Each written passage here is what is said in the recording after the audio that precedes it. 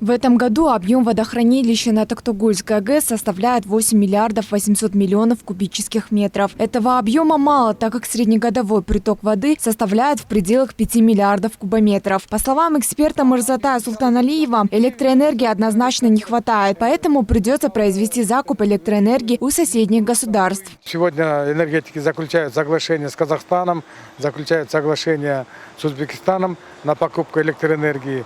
Сегодня надо работать таким образом, чтобы максимально сохранить количество воды на зимний период на Токтогульском водохранилище и как можно больше потребления электроэнергии в летний период произвести на закуп извне.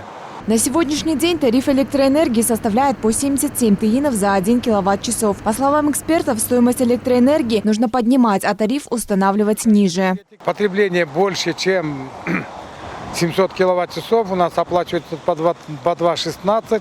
И это самое, я бы сказал, что это нормальная цена, конечно. Но вот то, что потребление по социальному тарифу, нам надо, конечно, это менять. В сторону увеличения, может быть. Создается опасная обстановка по расходу воды, поэтому Министерство энергетики Кыргызстана планирует приобрести недостающие часы электрической энергии до лета из Казахстана и Узбекистана. Будут покупать миллиард киловатт-часов электрической энергии. По словам специалистов, этой воды должно хватить до увеличения поступления воды. Бишкекский ТЭЦ уже загружается больше, чем сейчас. Ну, возможность такая есть в Бишкекском ТЭЦе, что там запасной мощность еще имеется.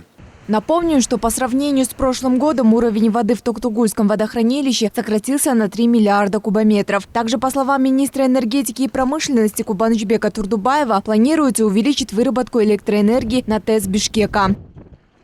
Айжан Аманова, Алтынбек Саакиев, Нью ТВ.